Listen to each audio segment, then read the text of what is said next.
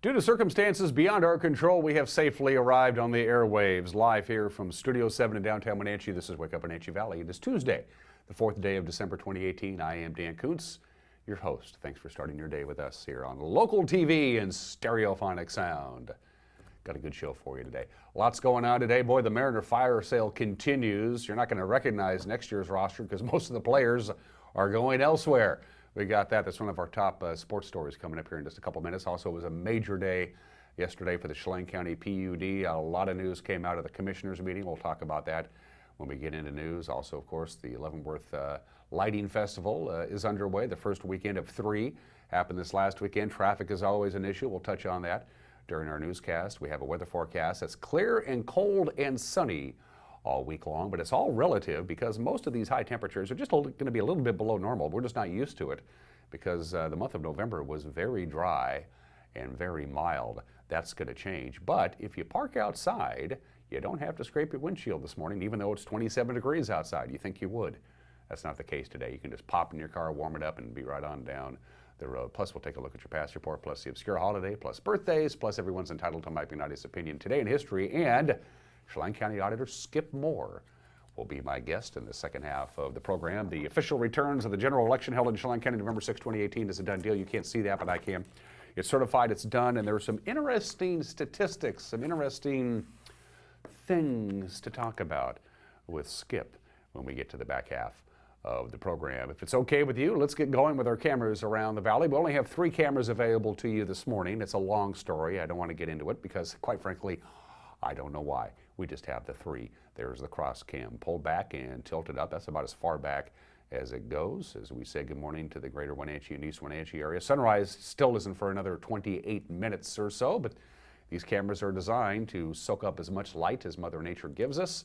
So there you go. It's a bit deceiving. It's actually not that bright out, but it beats looking at nothing, I suppose. Sun's just starting to bathe up on the Sunny Slope area. Birch Mountain, you see some snow up there. That wasn't the case, of course, until over the weekend. We don't have any snow, by the way, in the forecast until maybe this weekend, and even then, just the lightest snow. So you'll have no problems on your morning commute. We didn't have any of the freezing fog they were anticipating either, so the roadways were just fine. Good morning, Wenatchee Valley.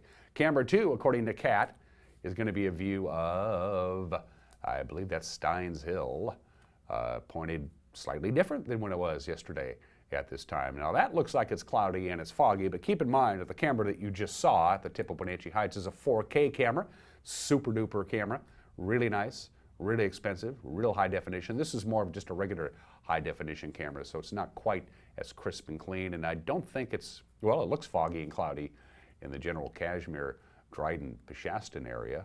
I'm sure that will burn off. Partly sunny skies this morning, mostly sunny this afternoon for almost all of north central Washington. Good morning to our friends at Steins. Camera 3 is Billy Goat.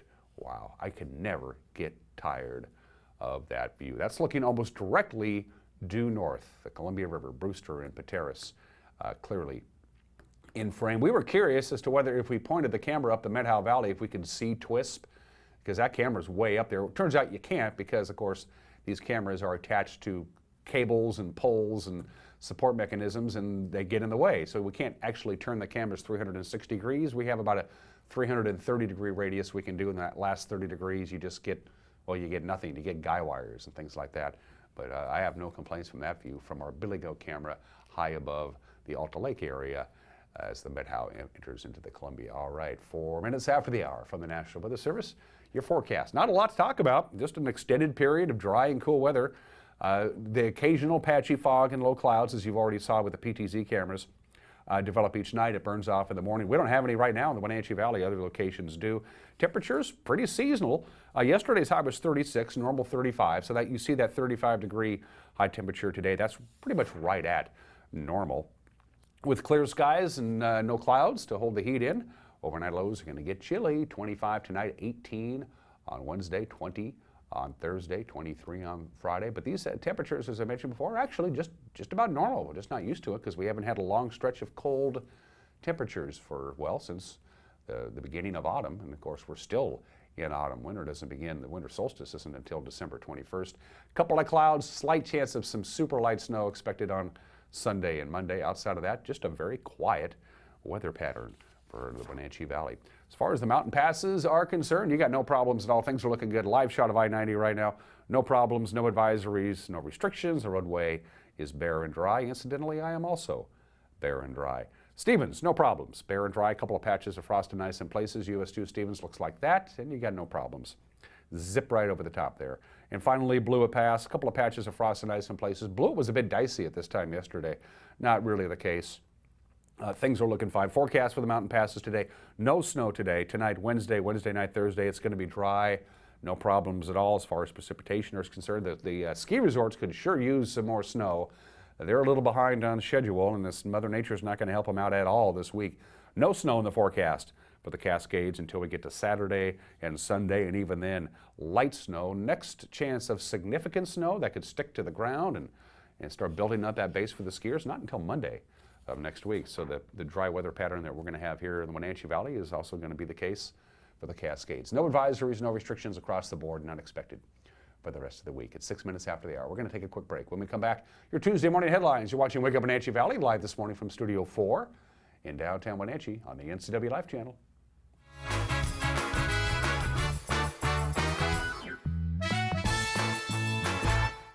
I came here to CVCH because one of my friends referred me. When I met Dr. Jocelyn, she was just amazing. She connected with my son, and it meant so much to me. He opens up so quickly because she just sits there and plays with him. It really is like going to see a friend. It's really great to walk into somewhere where you feel welcomed and you feel accepted and respected. It just feels like home. Hey everyone, did you know that the NCW Life channel is North Central Washington's go-to source for news? No matter how you prefer to view your news, NCW Life has you covered. Watch the evening news weeknights on TV, stream it, read it at ncwlife.com, or catch the latest news by following us on Facebook. Stay informed with local news, sports, weather, and shows featuring local people and events. NCW Life, a reflection and a spotlight of the communities we call home.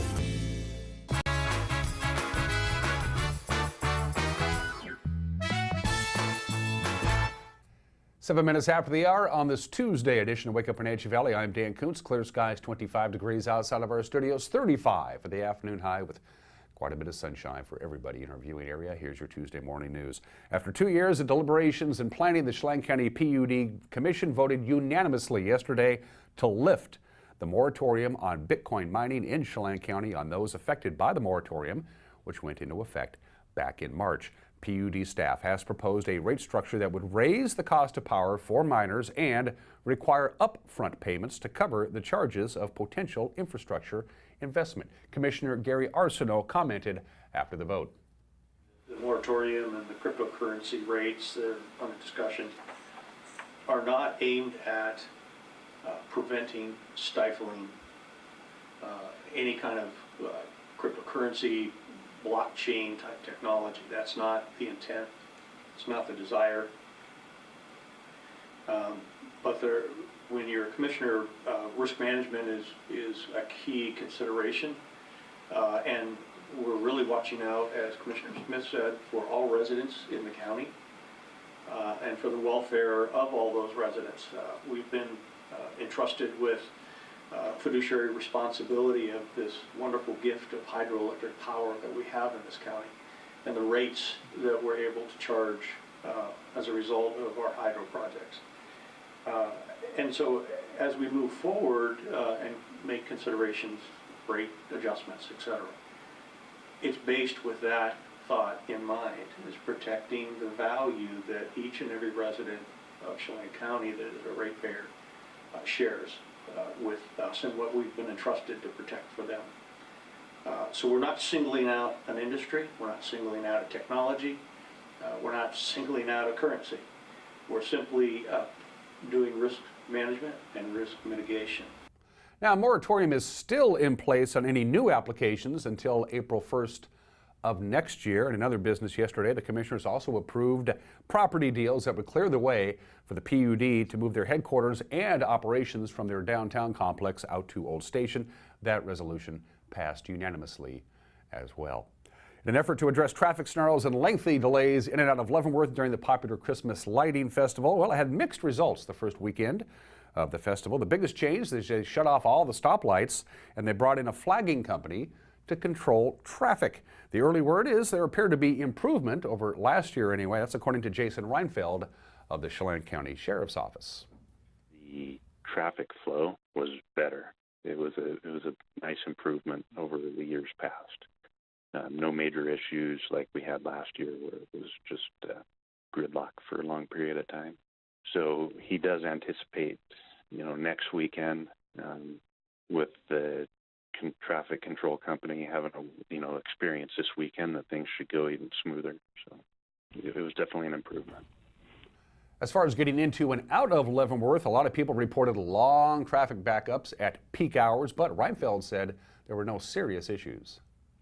I did get a report from DOT here saying that there was a little less traffic overall, and they had zero problems with traffic.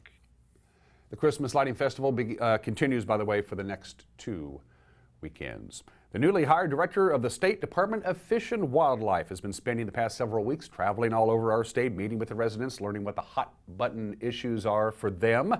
NCW Life's Eric Granstrom has more on this story.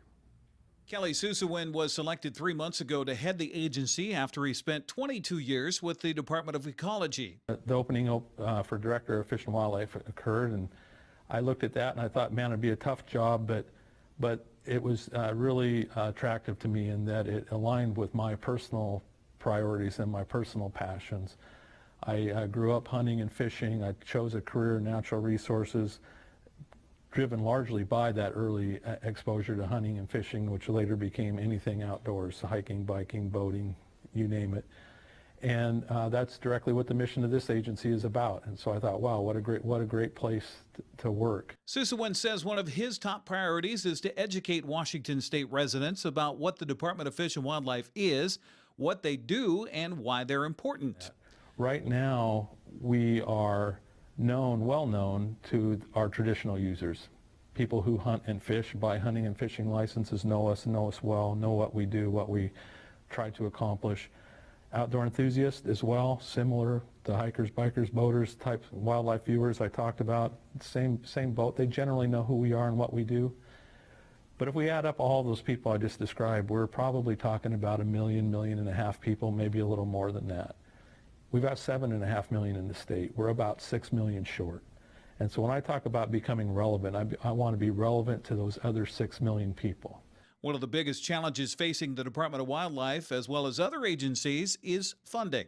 Our agency faces about a $30 million shortfall. For us to continue delivering services at the level we have, at the cost of doing business we have, we would be $30 million short in round numbers by the end of next biennium. So we need to plug that hole, and it's actually a slightly bigger hole than that because that doesn't count for the increased cost of doing business. It costs more to keep the lights on, so it'll even be a little more than that 30 million.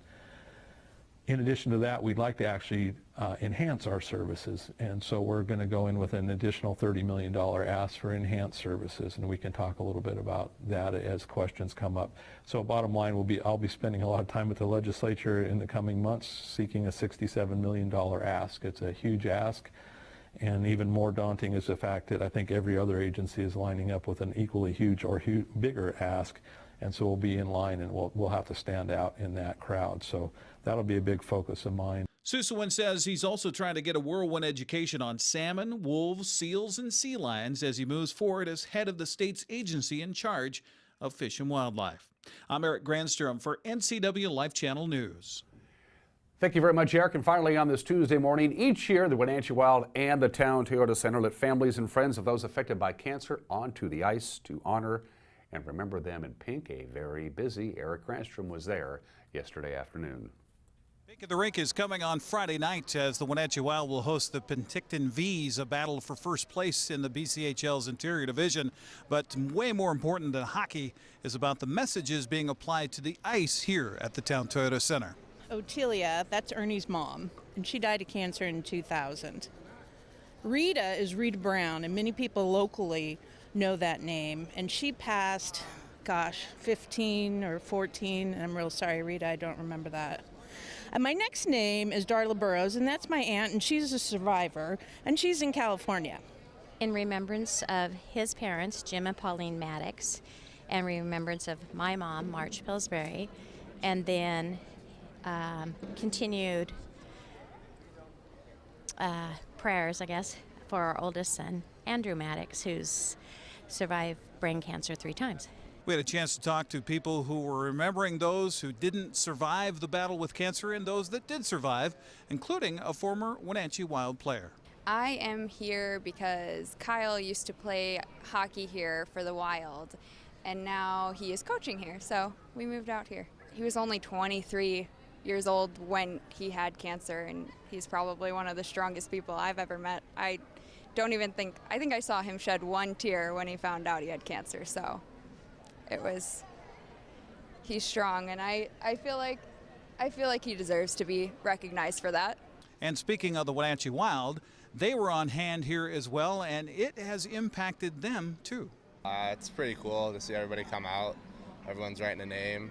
They've all been affected by cancer, so it's pretty emotional for some people, but it's also just really good for a good cause. Yeah, it's kind of shocking to see how many people's lives are affected by this awful disease, you know, especially in my family, a lot of people, so it's pretty awesome to see everybody come together and raise money for a good cause.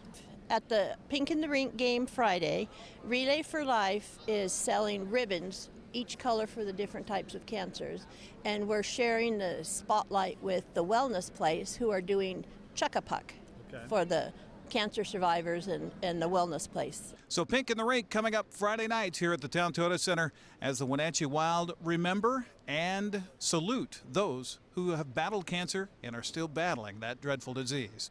Here at the Town Toyota Center, I'm Eric Grandstrom on the NCW Life Channel.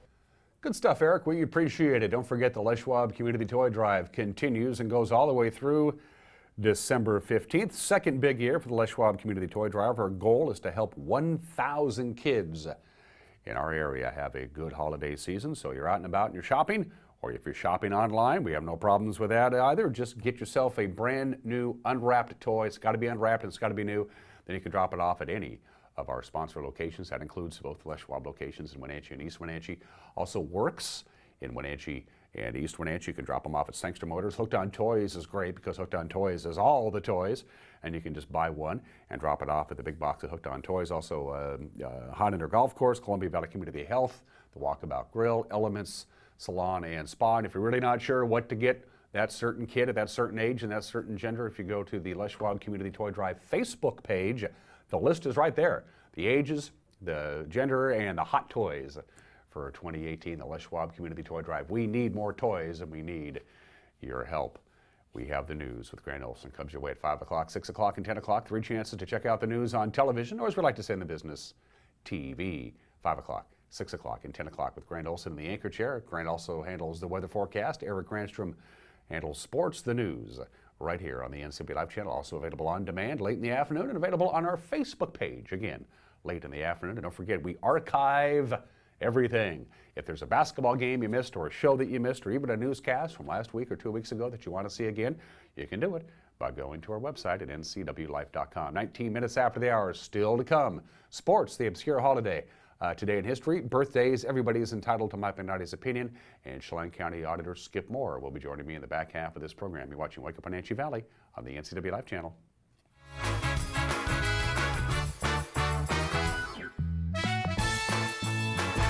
Hello, Wenatchee Valley. Christian Chamberlain here with Bay Equity Home Loans. Make your dream of building your own home a reality today. Bay Equity Home Loans has teamed up with Real Homes to make building your new home a smooth process. Bay Equity Home Loans of Wenatchee offers new construction loans, FHA 3.5% down, and VA 100% construction loans. Stop on by or give us a call today.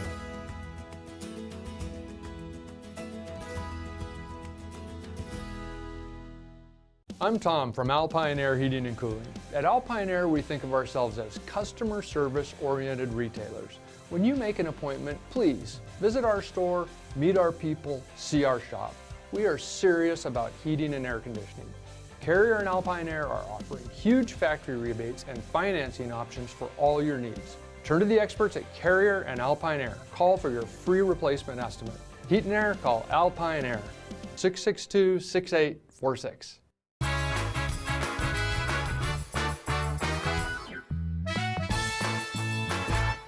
And we are back in this Tuesday edition of Wake Up Wenatchee Valley. Beautiful sunrise over our beautiful area, God's country. Sunshine at 25 right now. We'll top off at 35 with sunshine for everybody. Let's do sports. And we'll start out with the prep schedule for tonight. And it looks like that. We'll start out with girls basketball and Caribou Trail League action. Chelan will take on Cashmere in Cashmere. Cascade is on the road at Okanagan. Both of those games tip it up at 5:45. At 6, it's Manson playing host to Soap Lake. And in Waterville at 6:30, it's the Shockers taking on Liberty Bell. On the boys' slate tonight, pretty much the same as the girls, just a little bit later. Cashmere hosts Chelan at 7:15. That's the same start time for the Kodiaks and the Bulldogs in beautiful Okanagan. Manson and Soap Lake start at 7:30 in the Trojans Gymnasium, and 8 o'clock for the Mountain Lions and Shuckers as Liberty Bell takes on Waterville Mansfield. The Big Nine hitting the mats tonight. It is wrestling. Eastmont on the road for their first Big Nine League match. They're at West Valley. They get going at 7 o'clock. Also a 7 o'clock start time for Wenatchee at home against Davis. And yep, we will have that live right here on the NCW Life channel. Eric Granstrom calls the action. 7 o'clock tonight, wrestling right here on the NCW Life channel. Also some Big Nine girls bowling taking place at Eastmont Lanes in East Wenatchee. For the Eastmont Lady Wildcats, it is a league match. They'll take on Moses Lake while Wenatchee takes on Sela. In a non-league match, they'll start rolling the ball down the lanes at 2 o'clock this afternoon in East Wenatchee. A reminder what's happening broadcasting-wise here on the NCW Live channel as far as sports is concerned. As we mentioned, we got wrestling tonight, live wrestling at 7 o'clock. Then hockey night, Thursday, we got Penticton and Wenatchee at 7 o'clock. Fridays reserved for the ladies, the Wenatchee girls hosting Ferris.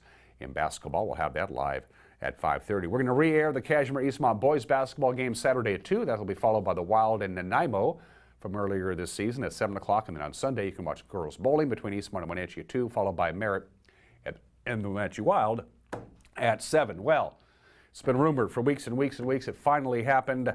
The Mariners have traded away both Robinson Cano and Edwin Diaz. The Seattle All-Stars heading to the Mets in exchange for Jay Bruce, Anthony Swarzak, Jared Kelenic, Justin Dunn, and Gerson Batista. Mariner General Manager Jerry DePoto says it's all about building for the future.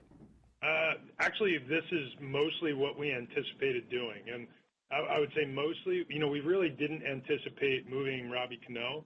And as a result, we didn't really anticipate moving Edwin. But the rest of it is much by design. And I can't say as we're completely done yet, but I think most of the heavy lifting is done. And I think all the guys that we have acquired, starting, J.P. Crawford is going to play at 24 years old this year.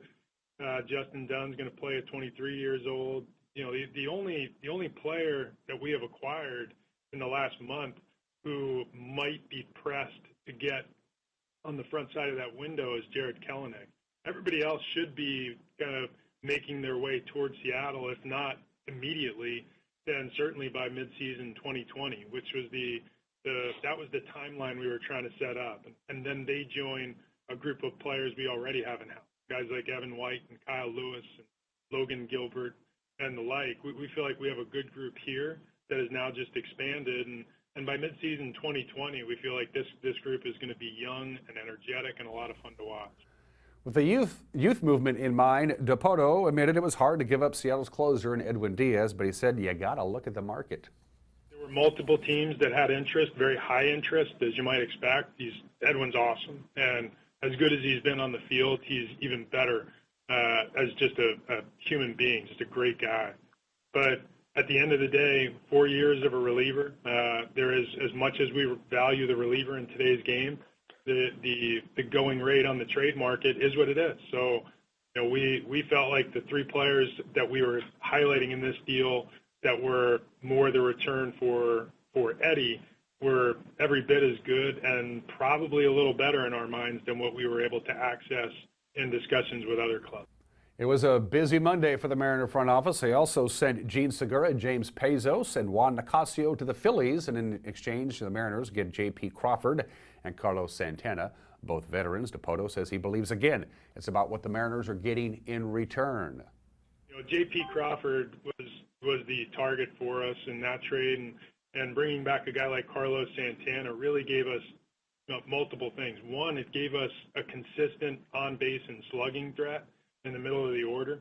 And maybe as or more importantly, it gave us one of the more well-respected clubhouse character leader types in the league. He and Jay Bruce bring a lot of that to the table. But JP Crawford spent most of the last 4 years, or all of the last 4 years, regarded as one of the 20 best prospects in baseball.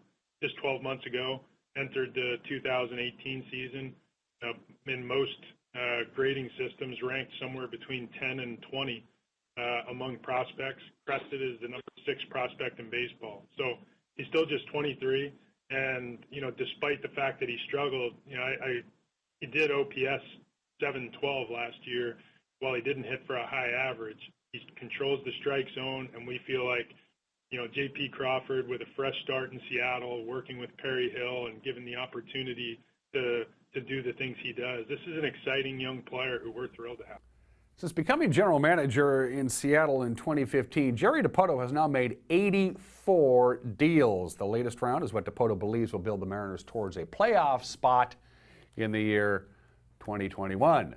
So for Mariner fans, you could add 3 more years to the fact that they haven't made the postseason in 17 years, the longest drought in all of professional sports, not just baseball. And those are just some of the games that people are playing at 26 minutes after the hour. The sky looks like a giant creamsicle right now, doesn't it? Look at that. That's beautiful. Gorgeous view. Good work, Kat. It's time for the Obscura holiday. Today is National Cookie Day. I'm all for that. Yeah. Why is December 4th National Cookie Day? I don't know, but I got some history of cookies. Cookies were invented during the 7th century in Persia. That was about the time that sugar became, well, a common resource, became widely available. And of course, sugar is kind of an essential ingredient to cookies. And then it spread throughout Europe all the way to Spain. And then that hopped on the ship and went over to the New World. Thanks to the Dutch settlers at the time, they brought cookies to the Americas. And then the people in the colonial times snatched up the concept of cookies and got real creative by producing their own cookies. Most early cookies were just butter and sugar, a little flour, and that's really about it. Now, of course, there are thousands of different cookies available anywhere at any time. C is for cookies. I want a cookie right now. A big glass of milk. Let's do Today in History at 28 minutes after the hour. Happy birthday to the Grange. Oh, or Burger King. Well, Burger King's birthday too. You want to do Burger King first? Oh, there's the Grange. 151 years ago today, the former Minnesota farmer Oliver Hudson Kelly founded the Orders of the Patrons of Husbandry, which is now known as the Grange. Of course, Grange, membership in the Grange has followed considerably. It just keeps going.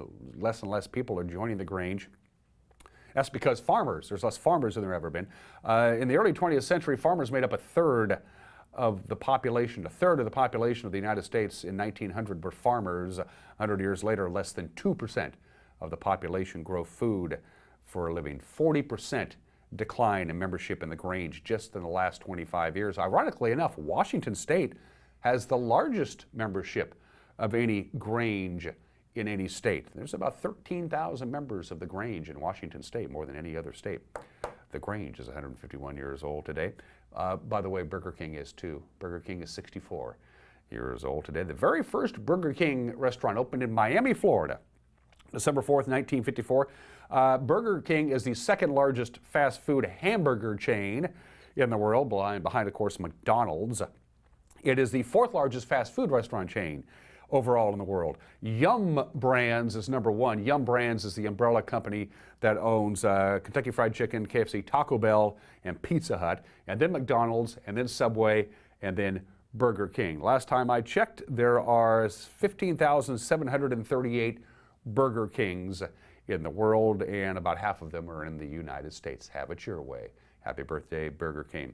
The legendary $1 Million Quartet got together on this date on December 4th, 1956 at Sun Studios in Memphis, Tennessee. Of course, looking left to right, you see the legendary Jerry Lee Lewis, Carl Perkins, Elvis Presley sitting at the piano, and Johnny Cash. It was called the $1 Million Quartet. They jammed, they played music. Somebody was smart enough to roll tape. The $1 Million Quartet exists. The gal there, she's Marilyn Evans, the gal in the picture. Don't know why she's there. Anyway, the legendary $1 Million Quartet, Elvis Presley, Jerry Lee Lewis, Carl Perkins, and Johnny Cash getting together for the first and only time. And finally, 27 years ago today, say goodbye to Pan Am. Pan Am was the gold standard in airline travel in this country from its very beginning. They had the best of everything, the best planes, the best stewards and stewardesses, the most highly trained pilots. They did everything right, and then deregulation just killed Pan Am. Nobody would ever thought that Pan Am would actually go away. Well, 27 years ago today, Pan American World Airways ceased operations after 64 years. It could happen to anybody. And finally, we got birthdays for you. Jethro Bodine celebrates a birthday today. Max Baer Jr. is 81 years old. He is the last surviving member of the cast of the Beverly Hillbillies. And after the Beverly Hillbillies went off the air in the early 1970s, and that's surprisingly, Max Baer Jr. couldn't get a job in front of the camera. People would just go, hey, ask Jethro. When you play the same role for 13 years, you're typecast. And so he got smart. He got into production and direction and did a pretty good job. As a matter of fact, Max Baer Jr., the last surviving member of the Beverly Hillbillies, a show that was really funny back then, unwatchable today, is 81 years old today. Happy birthday to Jeff Bridges. He's 69, won an Academy Award for Crazy Heart. What a great movie that was. First came on the national scene with The Last Picture Show, Thunderbolt and Lightfoot, Starman, True Grit, of course, The Big Lebowski, Seabiscuit. He was in all those movies. Jeff Bridges, who's having a nice little career comeback, is 69 years old today. And Jay-Z, the rapper, the producer, the music mogul, if you will, Jay-Z is 49 years old today. Somebody should probably tell him. If you know somebody's having a birthday, get a hold of us. You know where to find us. Go to our Facebook page, write me a note, jot us a little thing on our messenger page, and we'll do our best to get your local celebrity's birthday on the air. Mike Magnotti's opinion is about Christmas coming up here in just a couple minutes. And then Chelan County Auditor Skip Moore in studio put a big old bow on the election season 2018. That coming up. You're watching Wake Up Wenatchee Valley on the NCW Life Channel.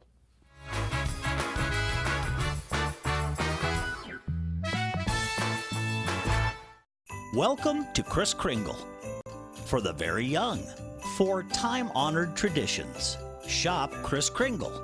Experience the joy and the pleasure of passing on fun and whimsical ornaments, beautiful handcrafted ornaments, or even your favorite sports team ornaments. Kris Kringle has the largest selection of Department 56 in Washington. The splendor and the magic of Christmas surrounds you each time you enter Kris Kringle. This is the NCW Life Community Calendar brought to you by Local Tel. Wells Housed First Friday Holiday Open House is this Friday from 4 to 8 p.m. on the Wenatchee Valley College campus. Check out the holiday decorations and see the recent renovations and displays. Come get your photo taken with Santa at the Convention Center this Saturday from 10 to 3. There will also be pizza and crafts with Santa at this free event. For more information and other community events, visit ncwlife.com.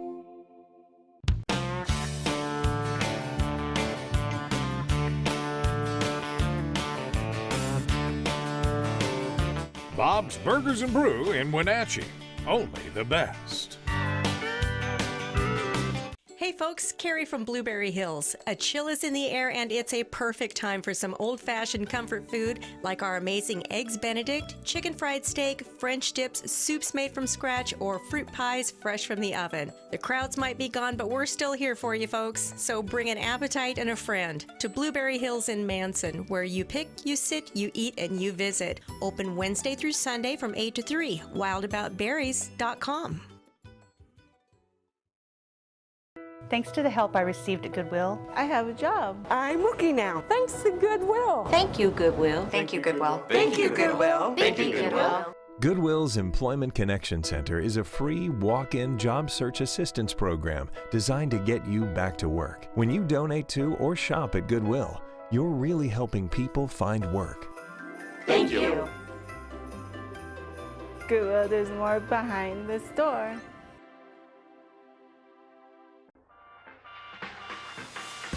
NCW Life Channel is proud to present the Spotlight on Business. We're going behind the scenes to bring you the story of local businesses throughout North Central Washington. How did they get started? And why are they so successful? We'll answer these and other questions each week with Spotlight on Business, Sundays through Fridays on the NCW Live channel.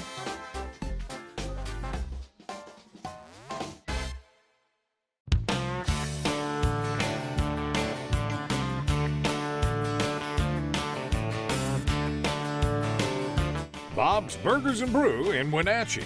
Only the best.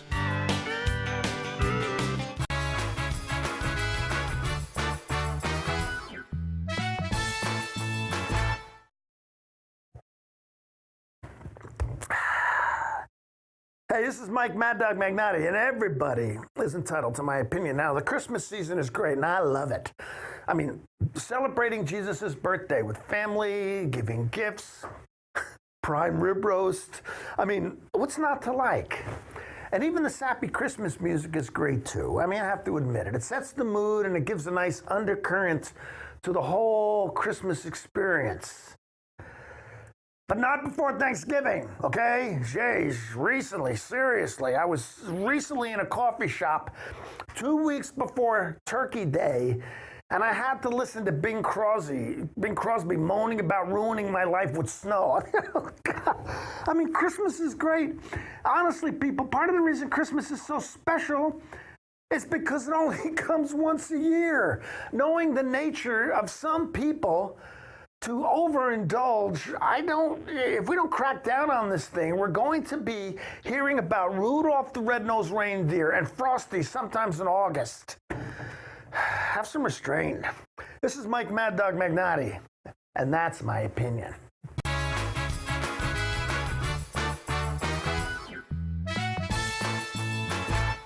What's your Automocha emergency? It's a Paprika Mocha with whip.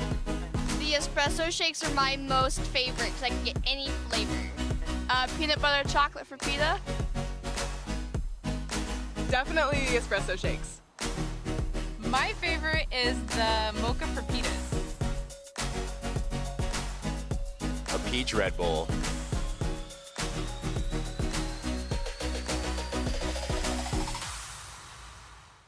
So this is where we have our offices, and we meet with people for one-on-one appointments and discuss, what's a suitable health insurance, what's a suitable drug plan. And by the way, when it does come to prescription drug plans, that is the area where people most often are in an inappropriate fit, because we've learned that our clients hate to change coverage, therefore they'll keep something far beyond its suitability. So definitely each year, please recheck your prescriptions.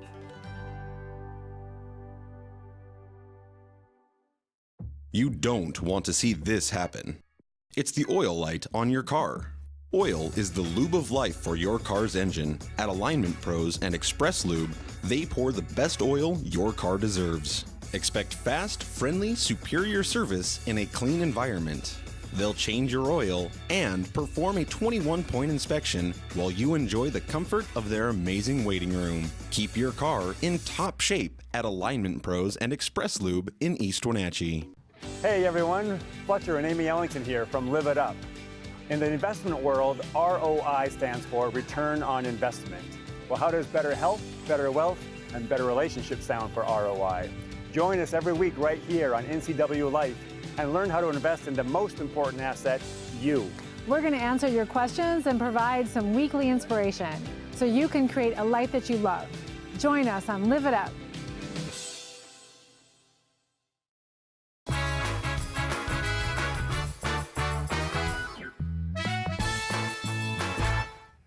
And welcome back to Wake Up Wenatchee Valley. I am Dan Kuntz. You think, what are we talking elections? The election was a month ago. The election was certified by the individual county auditors last Tuesday. It was certified at the state level last Friday. Why in good green earth would I have Skip Moore, Chelan County Auditor, in to talk about election 2018? Well, there's a good reason for that. We got some interesting tidbits and some interesting statistics to throw your way.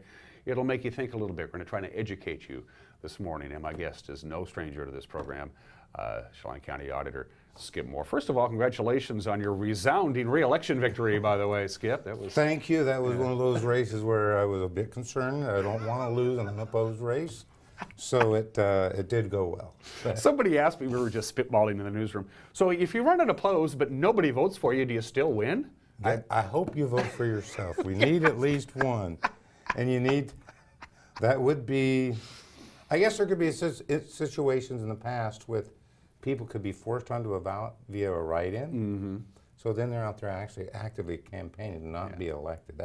That's since been changed. So no, you're going to have to win the election. If you don't win it, you don't get the office, even though you're unopposed. Okay, just curious, that's all. The numbers are done. As I mentioned before, Skip certified the election in a public meeting a week ago today. 45,039 ballots were sent out. You got 34,098 back, a 75.71% turnout for Chelan County. Yes. Happy. Way happy. I mean, it's something we didn't expect, and I'm hoping that maybe we're seeing a change. Maybe we're going to see these off-cycle, as they call them, midterm elections, some participation, which would be very important because certainly this cycle, you'll see all the county offices are on the ballot. All but 2 of the commissioners for the county officers were on the ballot. So it's quite important to participate because those are the folks that are running your elections or assessing your taxes or collecting your monies in the commissioners. So it's important to participate. 75% is just crazy. And it was above the state average. We like that. Yes. The state average was 71.83%, so we'd like to be above the curve there.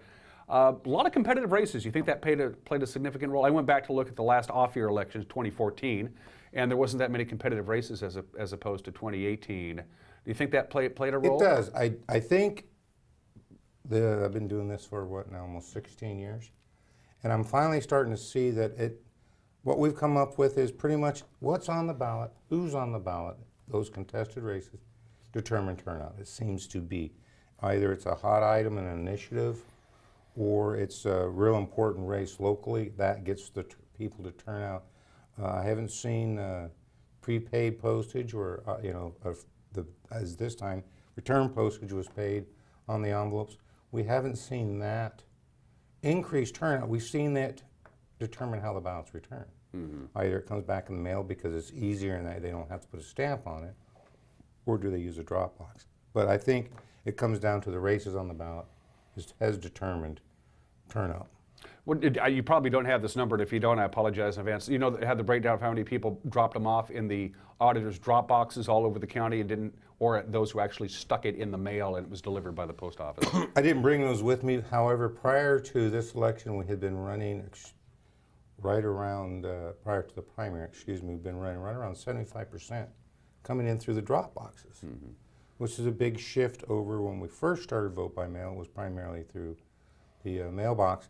And we saw this time that number actually did migrate back to roughly a 60-40, 60 in the drop box, 40 in the mail. So people are taking advantage of the prepaid postage on the return side, and that makes a difference. But as far as impacting total turnout, we've not seen any real evidence that shows adding that onto the ballot made a difference. Your office, and none of the state auditor's office had to pay for the postage this year. This was a one-time only grant from the state for one time only. For all the elections in 2018, the state picked up the tab for the postage, correct? Not all, just the August primary and the general election. So going into 19, that's an important point to bring up. In Chelan County, we're still going to pay the postage. This will be something that will be bore by the junior taxing districts. This coming up in 19, all the elections we conduct are for school districts, fire districts, hospital, those junior taxing districts. 100% of the cost of conducting those elections are passed on to those jurisdictions. So they're going to see that increased side of the postage because of it works out to almost 56 cents an envelope when they're returned through the mail on prepaid postage. So we're still, we want people to vote. We want them to take advantage of whatever it takes to get the vote in.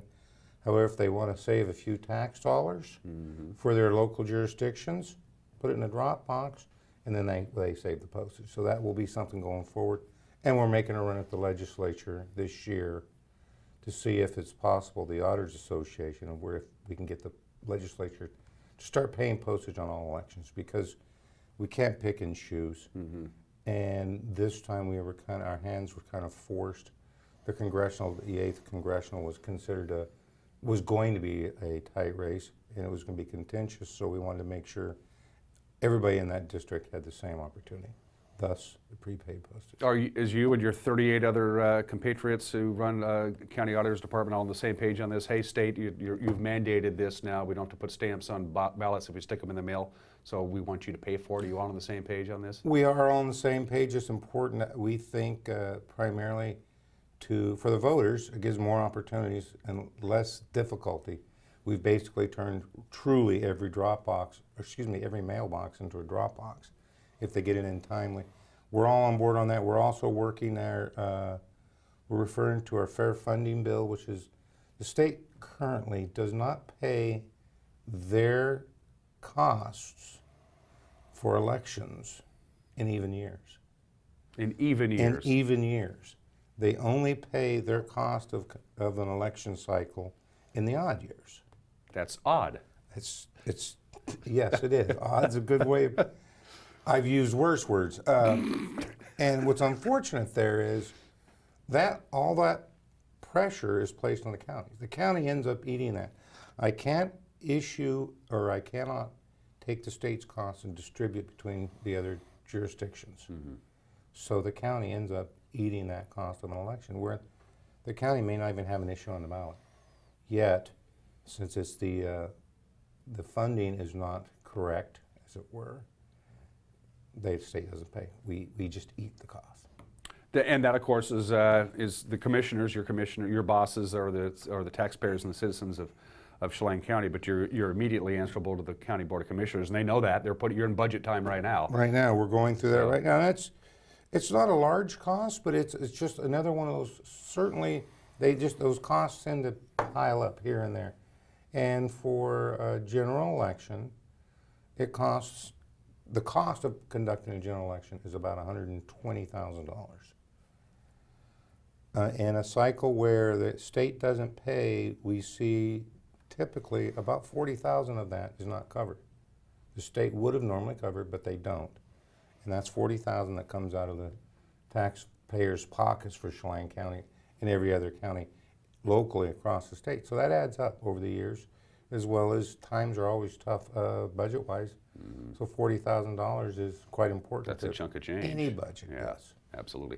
Well, let's look at the other side of the coin. In theory, if the state said, if people agree that we're going to make it as easy as possible for you to vote by you don't have to put a stamp if you choose to mail in your ballot, the postage is free, you don't have to pay for it, just stick it right back in the mailboxes down the road. In theory, that's supposed to increase turnout, in theory, but it doesn't really, in the nuts and bolts of it, when it comes down to it, the numbers are the same anyway, right? It seems to work out the same. In all those studies I've seen, the stuff I've looked at, it really has come down to what's on the ballot determines whether people turn out. The ease of returning the ballot doesn't really seem to make an impact or have an impact on turnout. And that may change if we, down the road, a continued process if we continue the return postage. We might see an increase, but again, we've seen other instances where you run an election, you do a study, and primarily the return postage doesn't impact the turnout. Have we crossed the return postage Rubicon? Is it, from now on, when you get a ballot in the mail, you're never going to have to put a stamp on it again, you don't think, or is that? I think we have. It's something that's currently left up to the counties. I don't anticipate Chelan County us going backwards on it. It's just one of those services. Once you add it in, taking it back would not be. I would hate for an individual to think, well, since they have always paid postage, which we haven't, but now they're paying postage, to drop it in the box and run into issues with it either coming back to them or timeliness because they didn't put a stamp on it. We won't roll that back. It's just going to be the cost of doing elections moving forward. What caught my eye with the final certification of the election, this is the official deal that Skip signed along with the other official people, and this is what caused me to call you. Let's talk undervotes. First of all, for those people who don't know, Skip, please explain what an undervote is. An undervote is a situation where the voter looked at the race and regardless of their choices, they did not vote it. So they didn't mark A or B or yes Jim or or no, John, yes or no. Approve or disapprove. They just left that race blank. And so that's considered an undervote. They had the opportunity existed, they just didn't vote. As opposed to an overvote. An overvote on a race is where the individual marks 2 boxes, marks more than one than the number that you're requesting. Usually every race it says pick 1, but if they do 2, if they were to fill in 2 squares, and we can't discern that they wanted one of them to not count, either an X over it, some sort of correction, that's 2 votes, 1 race, we can't discern which is which, it becomes an overvote. So either they completely do not vote the race, that's an undervote. Vote too much in the race. Yeah. Overvotes are extremely rare. They are. The numbers are small, and it's normally a situation they've marked twice and they didn't complete the correction process. And we, as reviewers of that, we do our best to accept all votes. But we're looking at that, and it's like we can't quite tell if there was a correction there or if they just marked both of them. So that's one of our concerns. So. We have some graphics to show you. This is directly off of the certification that Skip did. We're going to go by the initiatives. Initiative 631. Again, this is all Chelan County numbers we're talking about here. Not state, not Douglas, just Chelan County numbers. 1631 was the carbon tax initiative. And you see that circle there, 512 people, which is not bad in the world of undervoting. That as far with when you have the turnout that we had, the number 33,000 cards cast, 512 undervotes is not that bad. And that's a case where people either, we seem to find they're confused, or it is so much information out there that they just literally can't make up their mind. The initiatives did pretty good as far as undervoting. 1634 was the grocery tax. It banned the taxation of certain types of groceries. Just about 700 undervotes there. Let's go to 1639. This was the controversial firearm safety, which, as you can see, in Chelan County was a ginormous no vote on that, but statewide it passed. Only 354 undervotes there, and the I-940, which dealt with law enforcement and prosecutions, only 607 undervotes. Those aren't really alarming figures in that respect. So there are a lot of people who had opinions on the initiatives, for sure. Certainly, they had made up their minds, and those numbers are small enough to show, and we see a trend. All those numbers are pretty close. The firearms one was even squeaked in tighter, so it's obvious that the voters of Chelan County have a concern with that or had an opinion on it. But all of those races, the numbers are quite close, so it shows that the folks that did not have opinion on it were quite small. That was interesting, as you'll see, like we've talked earlier, going farther down. Yeah, this is the Chelan County vote for the Maria Campbell-Susan Hutchison race for the United States Senate. Decisions had to be made. 485 people filled out neither Cantwell nor Hutchison on their ballot. Again, fairly acceptable as these things go. It is. It's pretty close to the norm, yeah. and it real close follows what happened in the initiatives and measures. There was just a group of people, and we don't know if it's the same people voting. That's we don't know who's who when we do the voting or do the tabulation. So the assumption is that moves across. So there's 400 people couldn't make up their mind, or weren't happy with either choice. Either candidate. And this is when things will really get cattywampus. Here's the Kim Schreier, Dino Rossi numbers from Chelan County. Over 1,000 people chose neither on their ballots in Chelan County. That's where it gets interesting. Yeah. I mean, it truly does. The same people that had just voted their race prior for the U.S. Senate.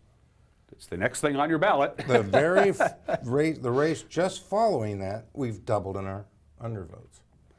And again, the only thing that I can attribute that to is there was a group of people that didn't like either candidate, and therefore the undervotes start to rise, which is very interesting. You would think those races, certainly, if the Senate race had the numbers it had, you would expect that the House of Representatives race stands to reason would have been about the same. Yeah. However, we see a doubling. Kerry Condata did not run for re-election. Keith Gaynor and Ann Diamond vied for Kerry Condata's seats. How many people chose neither? 933 undervotes. Again, a head scratcher. It's a head scratcher, and part of it I think is It depends on, and as we're sitting here talking, one more thing I thought about is there are different campaigns approaching these ballots and the voters differently. And there could have been hard pushes for the initiatives and referenda that got voters energized, but they were really not concerned for some reason for down race ballots. Races. And now the strangest one of all, buckle your seatbelts on this. Bob Boogert defeated Sean Smith for Chelan County Commissioner by 513 votes. 513 was all that separated Boogert and Smith, and yet 2,276 people, Skip, chose neither. That blows me away. Where? That race. Please explain. I wish I had the definitive answer as what happened there. The only thing I can consider is, or that I can come up with on that race, was that people just didn't understand the candidates. That's about the only thing I can consider. They didn't, those individuals, obviously a vast minority of people voted, but 2,200, almost 2,100 voters didn't vote the race. The only thing I can consider is they didn't have enough information, or I'm going to use what quite often you hear politicians say all the time. Well, that means the voters are happy with the status quo. Well, that's kind of silly because neither one of those have held office before. There isn't an incumbent there. No. So I just think it must have been a situation where either they weren't happy with either candidate, or they weren't able to they didn't feel they have enough information to make that decision. The vast majority of voters in Chelan County voted on the 4 initiatives. They voted for the U.S. Senate race. They voted for the U.S. House race. But the farther down the ballot they got, the more undervotes you got. Did people just forget to turn the darn ballot over? I mean, I still can't. I understand your explanation, Skip, but it's still, I don't understand why people wouldn't fill out their ballot in full. I do know we have seen in talking to voters, as you get to the back of the ballot, these are quite often smaller races or less known races. That's where you start bumping into your judge races, and there's tends to not be a lot of information to the voters on those. The voters aren't familiar with, and judges don't run the type of campaigns as other candidates do. So there's quite often there's not a recognition there, and we do see an opening quite often in the judge arena, those type of races. There's another term that's used in this business, which I'm going to laugh when I say it, but they refer to voter fatigue, and in that by the time the voter has gone through the decision-making process on the front of the ballot and working their way down through it, by the time they get to the last quarter or the last half of the ballot, they're just kind of, well, I got to the ones that really matter. These other races, I'm like, I'm not sure, and they just don't follow. So well, that's what bugs me, because they all matter. They do matter. And every one of them, we were saying earlier, it's all politics are local. Yeah. And it's important to know who is running and determining what happens locally in your city, in your fire district, certainly in your county. Those are important races, and to basically view them as they're not important, I find difficult. But we do. It's a phenomenon. The farther you move down the ballot, the less the turnout ends up, or the undervotes increase, and they call it voter fatigue. Skip, we have about a minute left. We were going to talk other things auditor related, but we're not going to have enough time. I'm going to ask you one goofy question. How many people turned in their ballot and didn't vote for anything? Just a blank ballot? You probably had a couple of those. Probably a little protest this time or something. around, I think we did have one or two. Occasionally we do get the blank ballot. And just a side note on that, that's usually people are wanting to make sure that it shows that they participated. But and we don't usually see it on a big card like this. We see it on the smaller races where there's one or two things. They want to know that they want to show they participated, but they weren't able to make up a decision or make their mind up. So they submitted blank ballot. As far as the rolls look, that voter participated in the election, didn't make a choice. Fascinating conversation, Skip. Thanks for dropping by and seeing me. It was fun. And vote all the races. Vote all the races. Everybody have a great Tuesday. We'll see you tomorrow. Bye-bye.